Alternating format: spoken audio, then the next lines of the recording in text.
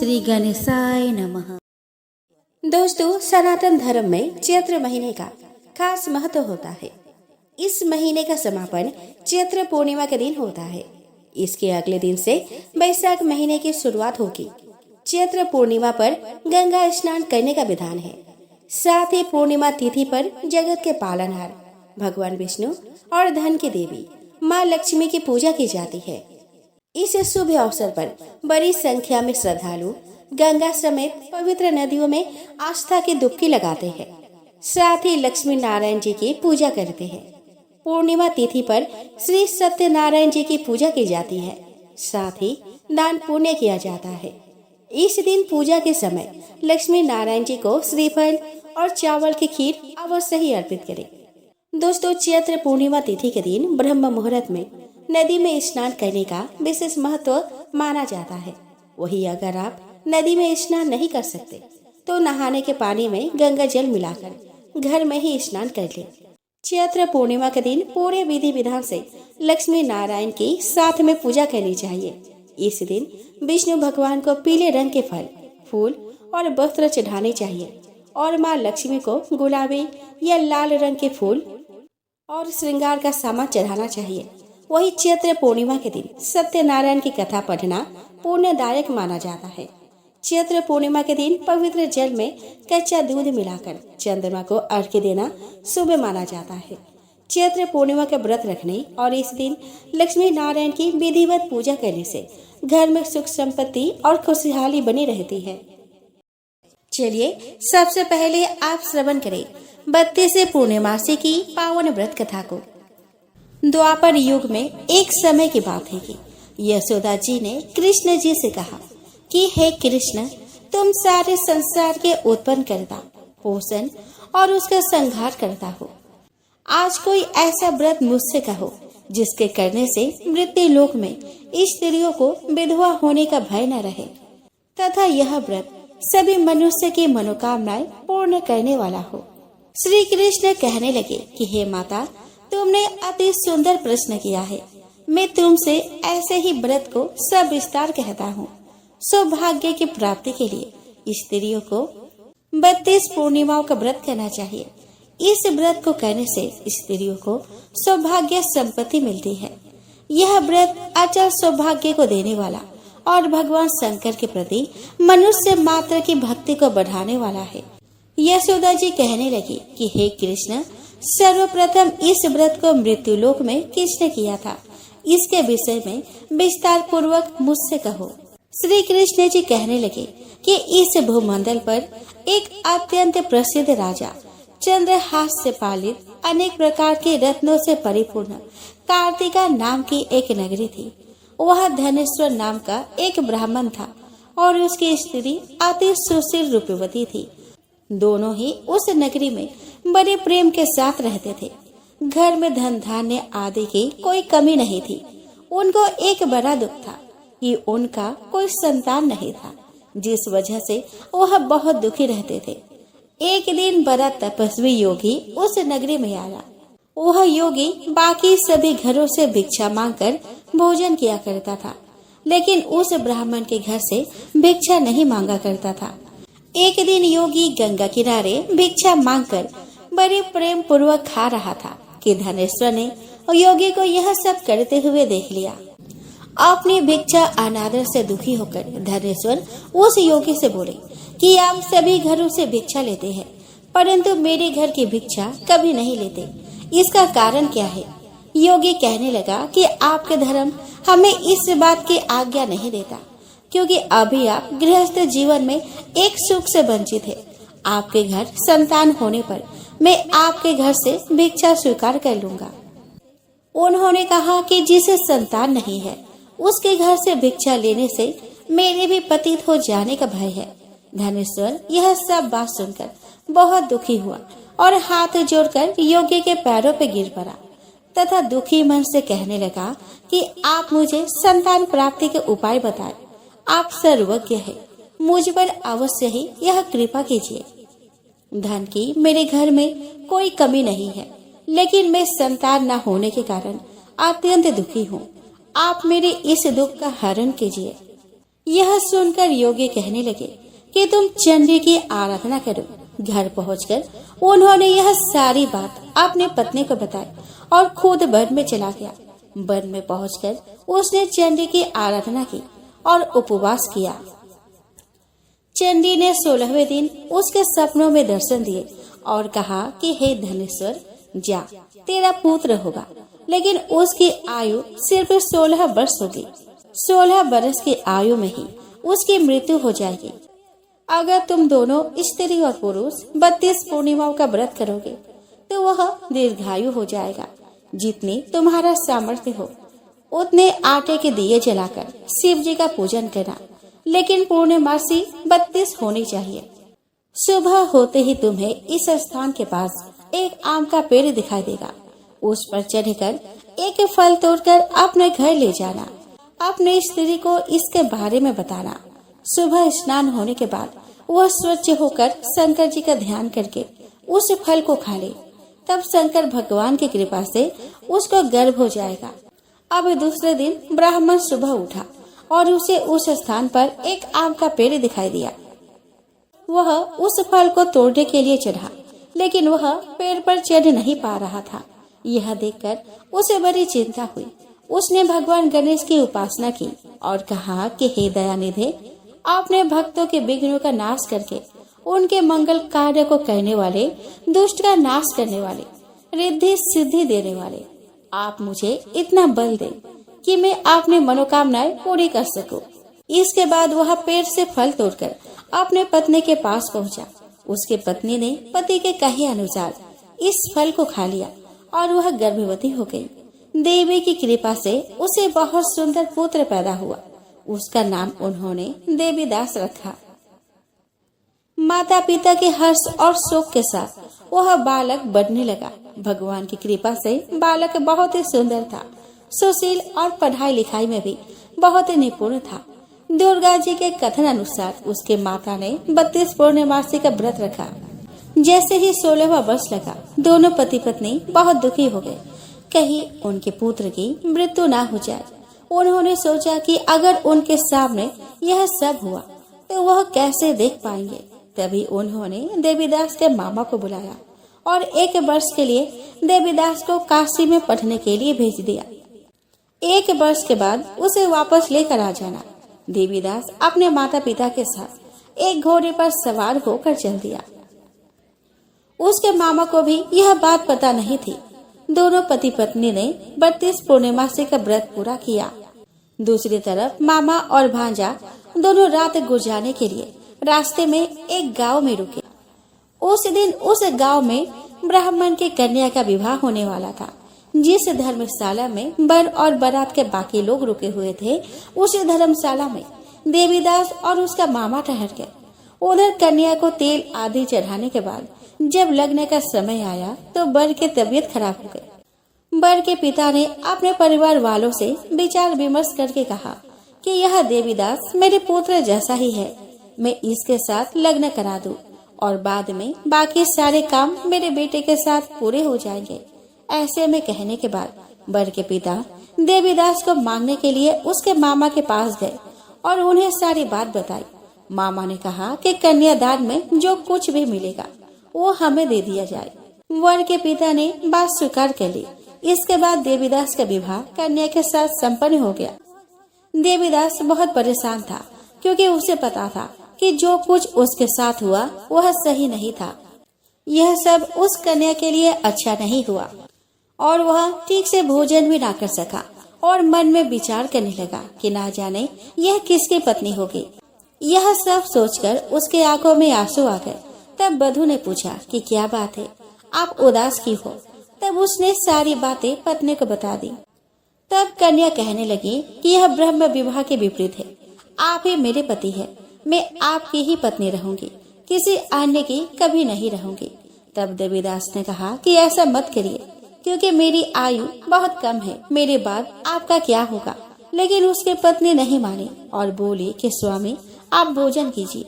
दोनों रात में सोने के लिए चले गए। सुबह देवीदास ने पत्नी को 4 नगों से जड़ी एक अंगूठी दी और एक रुमाल दिया और बोला कि हे प्रिय, इसे लो और संकेत समझकर स्थिर चित हो जाओ। मेरी मरण और जीवन जानने के लिए एक पुष्प वाटिका बना लो। उसमें सुगंधि वाली एक नव मल्लिका लगा लो। उसको प्रतिदिन जल से सिंचा करो और आनंद के साथ खेलो कूदो। जिस समय और जिस दिन मेरा प्राणांत होगा उस दिन यह फूल सूख जाएंगे। जब यह फिर से हरे हो जाए तो जान लेना कि मैं जीवित। यह समझाकर वह वहाँ से चला गया। इसके बाद जब वर और बाकी बाराती मंडप में आए तो कन्या ने उसे देखकर कहा कि यह मेरा पति नहीं है, मेरे पति वह है जिनके साथ रात में मेरा विवाह हुआ। इसके साथ मेरा विवाह नहीं हुआ। अगर यह वही है तो यह बताए कि मैंने इसको क्या दिया है। साथ ही कन्यादान के समय जो आभूषण मिले उन्हें दिखाए। कन्या की यह सारी बातें सुनकर वह कहने लगा कि मैं यह सब नहीं जानता। इसके बाद सारी बारात भी अपमानित होकर लौट गई। भगवान कृष्ण बोले कि माता, इस प्रकार देवीदास काशी चला गया। कुछ समय बीत गया तो एक सर्प उसको डसने के लिए आया, लेकिन वह उसको काट नहीं पाया क्योंकि उसके माता ने पहले ही 32 पूर्णिमा के व्रत कर लिए थे। इसके बाद खुद काल वहाँ पहुँचा। भगवान की कृपा से तभी वहाँ माता पार्वती और भगवान गणेश जी आ गए। देवीदास को मूर्छित दशा में देखकर माता पार्वती ने भगवान शिव से प्रार्थना की कि महाराज, इस बालक की माता ने पहले ही 32 पूर्णिमा के व्रत कर लिए है, आप इसको प्राण दे। भगवान शिव ने माता पार्वती के कहने पर उसे प्राण दान दे दिए। उधर उसकी पत्नी उसके काल की प्रतीक्षा कर रही थी। उसकी पत्नी ने जाकर देखा कि पुष्प और पत्र दोनों ही नहीं है, तो उसको बहुत आश्चर्य हुआ। और जब उसने देखा कि पुष्प वाटिका फिर से हरी हो गई है तो वह समझ गई कि उसका पति जिंदा हो गया है। इसके बाद वह बहुत ही प्रसन्न होकर अपने पिता से कहने लगी कि मेरे पति जीवित है, उनको ढूंढिए। जब 16 वर्ष व्यतीत हो गया तो देवीदास भी अपने मामा के साथ काशी से चल दिया। इधर उसकी पत्नी के परिवार वाले उन्हें ढूंढने के लिए ही जा रहे थे तो उन्होंने देखा कि देवीदास और उसका मामा उधर ही आ रहे थे। उसको देखकर उनके ससुर बहुत प्रसन्न हुए और उसे अपने घर ले आए। वहाँ पर सारा नगर इकट्ठा हो गया और कन्या ने भी उसे पहचान लिया। देवीदास ने इसके बाद अपने पत्नी और मामा को लेकर वहाँ से चल दिया। उसके ससुर ने भी उसे बहुत धन दहेज दिया। जब वह अपने घर की तरफ चल रहा था तो उसके माता पिता को लोगों ने खबर कर दी कि तुम्हारा पुत्र देवीदास अपने पत्नी और मामा के साथ आ रहा है। ऐसा समाचार सुनकर पहले तो उन्हें विश्वास ही नहीं हुआ, लेकिन जब देवीदास आया और उसने अपने माता पिता के पैर छुए तो देवीदास के माता पिता ने उनका माथा चूमा और दोनों को अपने सीने से लगा लिया। दोनों के आने की खुशी में धनेश्वर ने बहुत दान दक्षिणा ब्राह्मणों को दी। श्री कृष्ण जी कहने लगे कि इस तरह धनेश्वर को 32 पूर्णिमाओं के व्रत के प्रभाव से संतान प्राप्त हुई। जो स्त्रियां इस व्रत को करती है वह जन्म जन्मांतर के वैधव्य का दुख नहीं भोगती और सदैव सौभाग्यवती रहती है। यह मेरा वचन है। यह व्रत संतान देने वाला और सभी मनोकामना को पूरा करने वाला है। दोस्तों, एक दिन नारायण यानी कि विष्णु के पास नारद मुनि गए और बोले कि आप मानवता के लिए एक खराब मिसाल है। आप हर समय शेषनाग के ऊपर लेटे रहते हैं। आपकी पत्नी लक्ष्मी हमेशा आपकी सेवा में लगी रहती है और आपको लाड करती रहती है। इस ग्रह के अन्य प्राणियों के लिए आप अच्छी मिसाल नहीं बन पा रहे। आपको सृष्टि के सभी जीवों के लिए कुछ अर्थपूर्ण कार्य करना चाहिए। इस आलोचना से बचने और साथ ही अपने बचाव के लिए विष्णु तप और साधना करने के लिए सही स्थान की तलाश में नीचे हिमालय तक आए। वहाँ उन्हें मिला बद्रीनाथ, एक अच्छा सा छोटा सा घर जहाँ सब कुछ वैसा ही था जैसा उन्होंने सोचा था। साधना के लिए उन्हें यह सबसे आदर्श जगह लगी। वह उस घर के अंदर गए। घुसते ही उन्हें पता चल गया कि यह तो शिव का निवास है और वह तो बड़ी खतरनाक व्यक्ति है। अगर उन्हें गुस्सा आ गया तो वह आपका ही नहीं खुद का भी गला काट सकते हैं। ऐसे में नारायण ने खुद को एक छोटे से बच्चे के रूप में बदल लिया और घर के सामने बैठ गए। उस वक्त शिव और पार्वती बाहर कहीं टहलने गए थे। जब वे घर वापस लौटे तो उन्होंने देखा कि एक छोटा सा बच्चा जोर जोर से रो रहा है। पार्वती को दया आ गई। उन्होंने बच्चे को उठाने की कोशिश की। शिव ने पार्वती को रोकते हुए कहा कि इस बच्चे को मत छूना। पार्वती ने कहा कि कितने क्रूर है आप, कैसी नासमझी की बात कर रहे हैं। मैं तो इस बच्चे को उठाने जा रही हूँ, देखिए तो कैसे रो रहा है। शिव बोले कि जो तुम देख रही हो उस पर भरोसा मत करो, मैं कह रहा हूँ ना, इस बच्चे को मत उठाओ। बच्चे के लिए पार्वती की स्त्री सुलभ मनोभावना ने उन्हें शिव की बातों को नहीं मानने दिया। उन्होंने कहा कि आप कुछ भी कहे, मुझे कोई फर्क नहीं पड़ता। मेरे अंदर की माँ बच्चे को इस तरह रोते नहीं देख सकती। मैं तो इस बच्चे को जरूर उठाऊंगी। और यह कहकर उन्होंने बच्चे को उठाकर अपने गोद में ले लिया। बच्चा पार्वती के गोद में आराम से था और शिव की तरफ बहुत ही खुश होकर देख रहा था। शिव इसका नतीजा जानते थे, लेकिन करे तो क्या करे, इसीलिए उन्होंने कहा कि ठीक है, चलो देखते हैं क्या होता है। पार्वती ने बच्चे को खिला पिलाकर चुप किया और वही घर पर छोड़कर खुद शिव के साथ गर्म पानी से स्नान करने के लिए बाहर चली गई।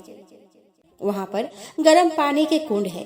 उसी कुंड पर स्नान करने के लिए शिव पार्वती चले गए। लौट कर आए तो देखा कि घर अंदर से बंद था। शिव तो जानते थे कि अब खेल शुरू हो गया है। पार्वती हैरान थी कि आखिर दरवाजा किसने बंद कर दिया। शिव बोले कि मैंने कहा था ना, इस बच्चे को मत उठाना। तुम बच्चे को घर के अंदर लाई और अब उसने अंदर से दरवाजा बंद कर लिया है। पार्वती ने कहा कि अब हम क्या करें। शिव के पास दो विकल्प थे, एक जो भी उनके सामने है उसे जलाकर भस्म कर दे, और दूसरा वे वहाँ से चले जाए और कोई और रास्ता ढूंढ ले। उन्होंने कहा कि चलो कहीं और चलते हैं, क्योंकि यह तो तुम्हारा प्यारा बच्चा है, इसीलिए मैं इसे छू भी नहीं सका। मैं अब कुछ भी नहीं कर सकता, चलो कहीं और चलते हैं। तो इस तरह शिव और पार्वती की अवैध तरीकों से वहाँ से निष्कासित कर दिया गया। वे दूसरी जगह तलाश करने के लिए पैदल ही निकल पड़े। दरअसल बद्रीनाथ और केदारनाथ के बीच एक चोटी से दूसरे चोटी के बीच सिर्फ 10 किलोमीटर की दूरी है। आखिर में वह केदार में बस गए और इस तरह शिव ने अपना खुद का घर खो दिया। आइए दोस्तों, अब हम श्रवण करें भगवान शालिग्राम और तुलसी जी की कथा। तो दोस्तों, एक बार भगवान शिव ने अपने तेज को समुद्र में फेंक दिया था, जिससे महातेजस्वी बालक का जन्म हुआ। इस बालक का नाम था जालंधर। जालंधर आगे चलकर एक पराक्रमी दैत्य राजा बना।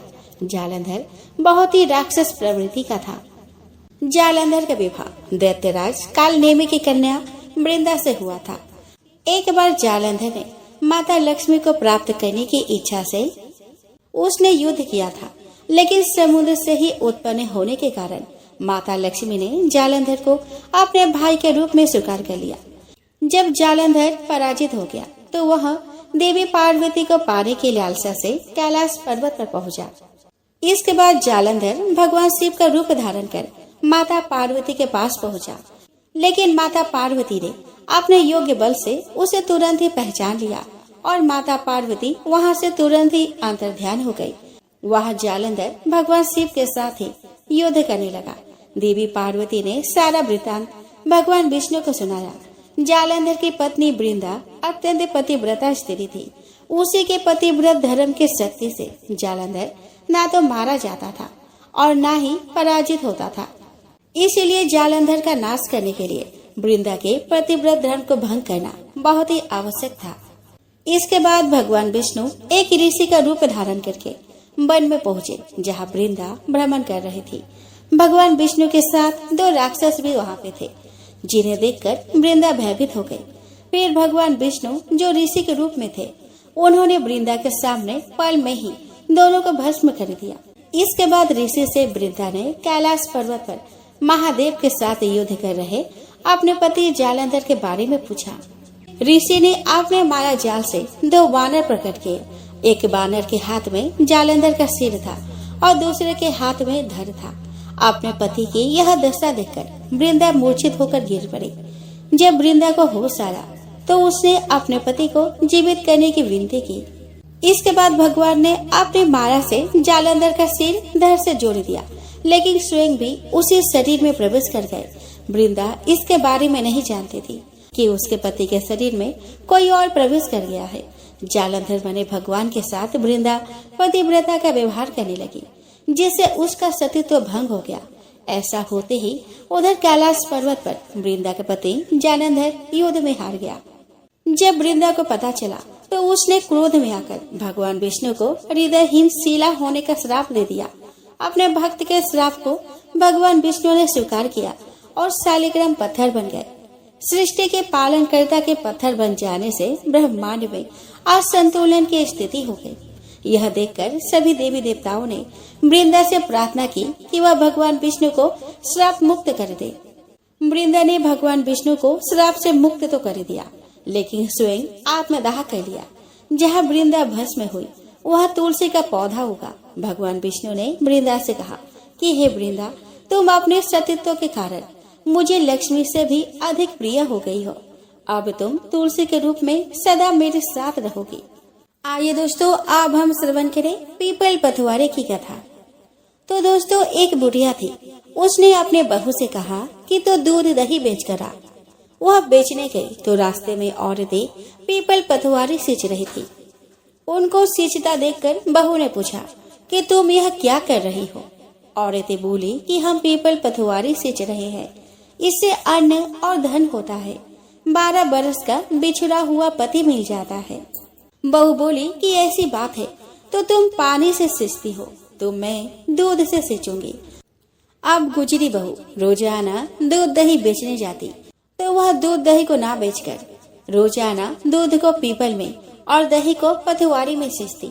सास से दूध दही का दाम मांगती तो कह देती कि महीना पूरी हो जाने पर ला कर दूंगी। कार्तिक का महीना पूरा हो गया। पूर्णिमा के दिन बहू पीपल पथवारी के पास जाकर बैठ गई। कार्तिक का महीना पूरा हो गया। पूर्णिमा के दिन बहू पीपल पथवारी के पास जाकर बैठ गई। पथवारी ने पूछा कि तुम मेरे पास क्यों बैठ गई हो। बहू बोली कि सासू दूध दही का दाम मांगेगी। पीपल पथवारी बोली कि मेरे पास क्या दाम रखा है, ये भरा डींडा पान पतुरा, इसको ही लेकर जा। बहू ने वही ले जाकर कोठरी में रख दिया और डर के मारे कपड़ा ओढ़ कर सो गए। सासू बोली कि पैसे लाई बहू। बहू बोली कि कोठरी में रखे हैं। सासू ने कोठरी खोल के देखी तो देखा कि हीरा मोती जगमगा रहे हैं। सासू बोली कि बहू इतना धन कहाँ से लाई। बहू ने आकर देखा तो सच्ची में ही धन भरा हुआ था। बहू ने सास को सारी बात बता दी। सास ने भी कहा कि अब के कार्तिक में मैं भी पथवारी सींचूंगी। कार्तिक आया, सास दूध दही तो बेच आती, हांडी धोकर पीपल पथवारी में चढ़ा देती। आकर बहू से कहती कि मेरे से दाम मांगो। वह कहती कि सासू जी, कोई बहू भी दाम मांगती है, मगर सासू कहती है कि तू मांग। बहू बोली कि सासू जी पैसे ले आओ। तो सास पीपल पथवारी के पास जाकर बैठ गई। पीपल पथवारी ने सास को पान पतूरा भरा डींडा दे दिया। उसने उसे लेकर कोठरी में रख दिया। बहू ने खोल कर देखा तो उसमें कीड़े मकोड़े बिलबिला रहे हैं। बहू ने कहा कि सासू जी यह क्या। सास ने आकर देखा और बोलने लगे कि पीपल पथवारी बड़ी डोगली पटपिटन है, इसको तो धन दिया और मुझको कीड़ा मकोड़ा दिया। तब सब कोई बोलने लगे कि बहू तो सत की भूखी सींची थी, तुम धन की भूखी। तो है पथवारी माता, जैसा बहू को दिया वैसा सबको देना, जैसा सास को दिया वैसे किसी को ना देना। आइए दोस्तों, अब हम श्रवण करें गणेश जी की कथा। दोस्तों, एक गांव था जिसमें एक सेठ अपने परिवार के साथ रहता था। सेठ का गांव और आसपास के शहर में बड़ा व्यापार था। सेठ जी का गणेश जी में बहुत विश्वास था, क्योंकि उनका मानना था कि उसके परिवार की हर खुशहाली के कारण वे ही थे। नियम अनुसार रोज वो नदी पर नहाने जाते और आकर गणेश जी की पूजा करते, उन्हें भोग लगाते और फिर स्वयं भोजन करते थे। यह बात सेठानी जी को अच्छी नहीं लगती थी। वह धार्मिक नहीं थी और ईश्वर में इतना विश्वास नहीं रखती थी। एक बार सेठानी जी ने सोचा कि यह इतना गणेश जी को मानते हैं, गणेश जी की पूजा करते हैं, इससे होता क्या है? आज तो देखती हूँ कि वो कैसे गणेश जी की पूजा करते हैं। अगले दिन जब सेठ जी नदी पर नहाने जाते हैं तो सेठानी जी गणेश जी की मूर्ति को उठाकर मूर्ति को कपड़े में ढककर बगीचे में जमीन में दबा देती है।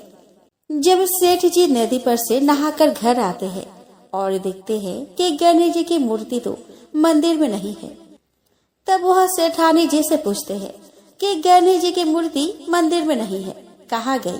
तो सेठानी जी बोलती है कि मुझे मालूम नहीं। उस दिन मूर्ति को घर में बहुत ढूंढा जाता है क्योंकि गणेश जी को भोग जो लगाना था। इसके बिना सेठ जी खाना नहीं खाते थे।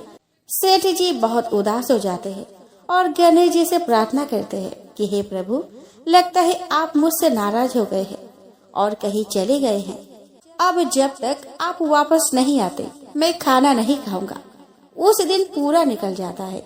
सेठ की भक्ति में अनन्य श्रद्धा थी, इसीलिए उसी रात एक चमत्कार हुआ। सेठ को सपना आया जिसमें वे एक छोटे से चूहे के साथ खेल रहे थे और चूहे को खाने के लिए लड्डू देते हैं। चूहा लड्डू लेकर बगीचे में जाता है और जमीन को खोदता है और लड्डू वही डाल देता है। अचानक सेठ जी की नींद खुल जाती है। सेठ जी बगीचे में जाते हैं और वही खोदते हैं जहाँ उसको सपने में दिखा था और वहीं से उनको कपड़े में लिपटे हुए गणेश जी की मूर्ति दिखती है। सेठ जी गणेश जी की मूर्ति की पूजा करके उनको वापस स्थान पर रखते हैं और सेठानी को सब बात बताते हैं। बात जानकर सेठानी जी को बहुत ही आश्चर्य होता है और अपनी गलती का एहसास होता है। वो सेठ जी को सारी बात बताती है और माफी मांगती है। अब सेठ और सेठानी दोनों गणेश जी की पूजा करते हैं। आइए दोस्तों, अब हम श्रवण करें लफ्सी तपसी की कथा। तो दोस्तों, एक लफ्सी था और एक तपसी था। तपसी हमेशा भगवान की तपस्या में लीन रहता था। लफ्सी रोजाना 1.25 सेर की लापसी बनाकर भगवान को भोग लगाकर जिम लेता था। एक दिन वे दोनों लड़ने लगे। तपसी बोला कि मैं रोज भगवान की तपस्या करता हूँ, इसीलिए मैं बड़ा हूँ। लफ्सी बोला कि मैं रोज भगवान को 1.25 सेर लापसी का भोग लगाता हूँ, इसीलिए मैं बड़ा हूँ। नारद जी वहाँ से गुजर रहे थे। दोनों को लड़ता देखकर उनसे पूछा कि तुम क्यों लड़ रहे हो? तपसी ने खुद को बड़ा होने का कारण बताया और लफ्सी ने अपना कारण बताया। नारद जी बोले कि तुम्हारा फैसला मैं कर दूंगा। दूसरे दिन लफ्सी और तपसी नहाकर अपने रोज की भक्ति करने आए तो नारद जी ने छुपकर 1.25 करोड़ की एक अंगूठी उन दोनों के आगे रख दी। तपसी की नजर जब अंगूठी पर पड़ी तो उसने चुपचाप अंगूठी उठाकर अपने नीचे दबा ली। लफ्सी की नजर अंगूठी पर पड़ी लेकिन उसने ध्यान नहीं दिया। भगवान को भोग लगाकर लापसी खाने लगा। नारद जी सामने आए तो दोनों ने पूछा कि कौन बड़ा है। तो नारद जी ने तपसी से खड़ा होने को कहा तो खड़ा हुआ तो उसके नीचे दबी अंगूठी दिखाई पड़ी। नारद जी ने तपसी से कहा कि तपस्या करने के बाद भी तुम्हारी चोरी करने की आदत नहीं गई, इसीलिए लफ्सी बड़ा है और तुम्हें तुम्हारी तपस्या का कोई फल नहीं मिलेगा। तपसी शर्मिंदा होकर माफी मांगने लगा। उसके बाद उसने नारद जी से पूछा कि मुझे मेरी तपस्या का फल कैसे मिलेगा। तो नारद जी ने कहा कि यदि कोई गाय और कुत्ते की रोटी नहीं बनाएगा तो फल तुझे मिलेगा। यदि कोई ब्राह्मण को भोजन करवाकर दक्षिणा नहीं देगा तो फल तुझे मिलेगा। यदि कोई साड़ी के साथ ब्लाउज नहीं देगा तो फल तुझे मिलेगा। यदि कोई दिए से दिया जलाएगा तो फल तुझे मिलेगा। यदि कोई सारी कहानी सुने लेकिन तुम्हारी कहानी नहीं सुने तो फल तुझे मिलेगा। तो दोस्तों, उसी दिन से हर व्रत कथा कहानी के साथ लफ्सी तपसी की कहानी भी सुनी और कही जाती है।